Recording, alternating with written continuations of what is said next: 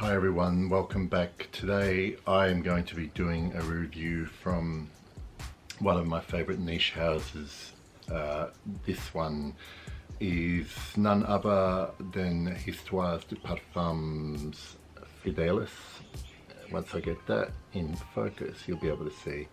Edition Rare line. There were a few other ones released in this kind of collection. Fidelis was released in 2015. The nose behind this is credited to Julien Rascounet. Now, the reason I mention the nose here is because last year there was a release from Frederic Malle called The Moon. Same perfumer was behind that, and I have read that The Moon does get compared to this one, which was released a few years earlier. I've not smelled the Frederic Malle, so I can't make that comparison, but please, if anyone's watching this and has smelled this and the Frederic Malle, I would be interested in your thoughts. Let's get right into this review. I'll let you know what it smells like, what I smell.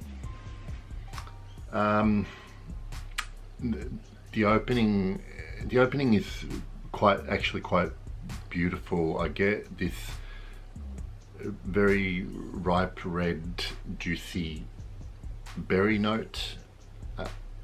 To me, it's not specifically raspberry because it kind of lacks the tartness of a real fresh raspberry, but it's also not overly sweet. Straight away,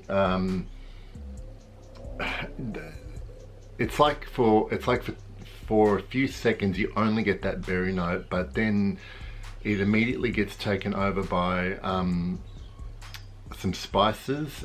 Predominantly there is a smokiness which could be coming from several, like, I mean, it could be the I guess the synthetic oud that's in here. There are a couple of elements that give it that smokiness. There's definitely woods there in the background, but what I can smell is like a tarry leather, saffron.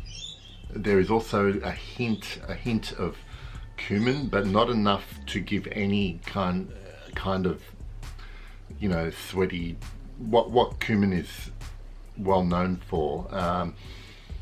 Here it just gives off this kind of smoky illusion, along with the oud, along with the tar, along with the saffron.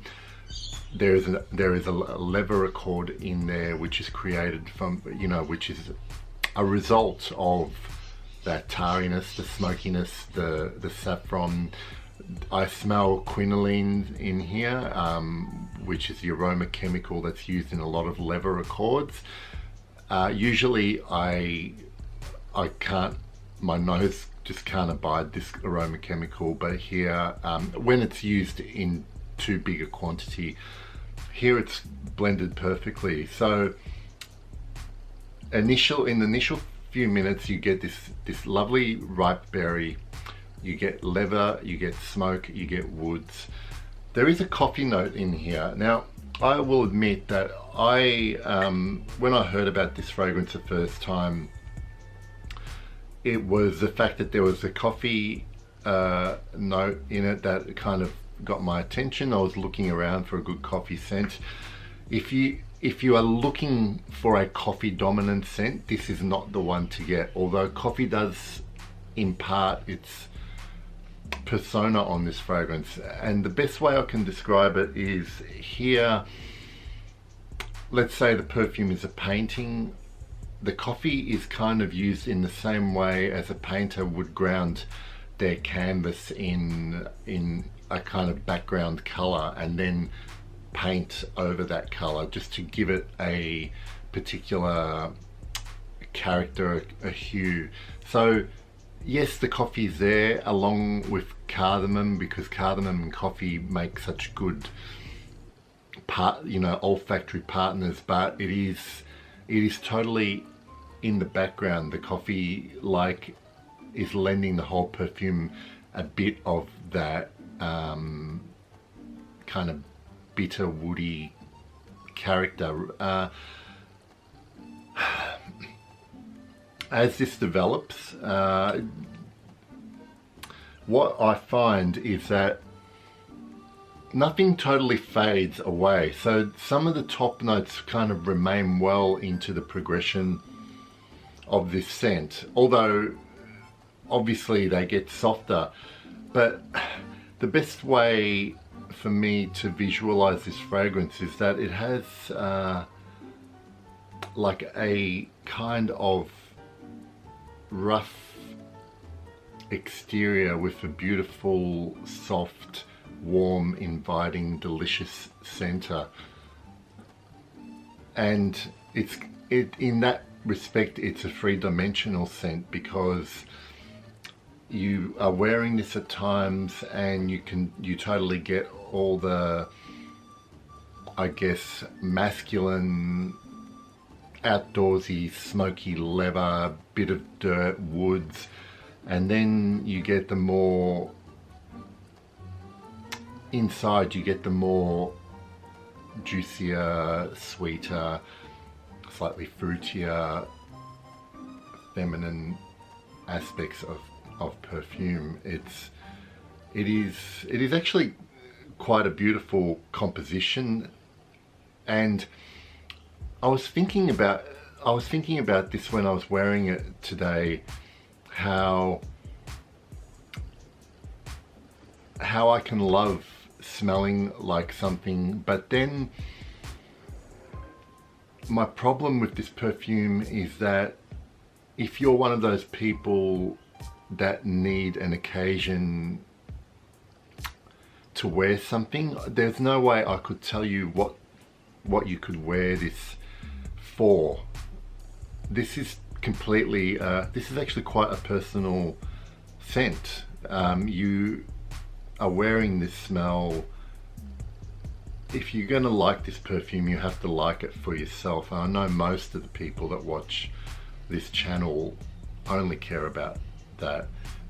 I'm not sure anyone who smells this is going to like it, but I really, really do love it, because I feel at the same time safe and vulnerable wearing this fragrance. I feel like it's a weird analogy, but I feel like I feel like I'm back to when I was a kid and I had to go to Sunday school and go to confession, and being in that wooden confessional box, and both feeling a little bit frightened and safe at the same time. And no allusions to Catholic priest pedophilia.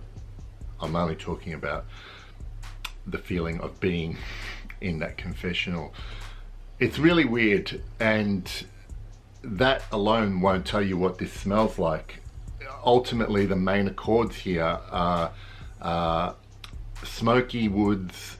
There is leather undertones, that coffee bass background, and at the heart of it, this kind of jammy, red, fruity, floral. I know rose is listed here, but I don't smell it as rose. If it is, it's a very juicy, fruity rose, if that's the case at all. I hope that I have given you an idea of what Fidelis might smell like. I know, given what it's called, it's a strange name actually, given what it smells like, but I do feel happy when I wear it. I hope that makes sense, and I hope you've enjoyed that review, and we'll see you next week with another one.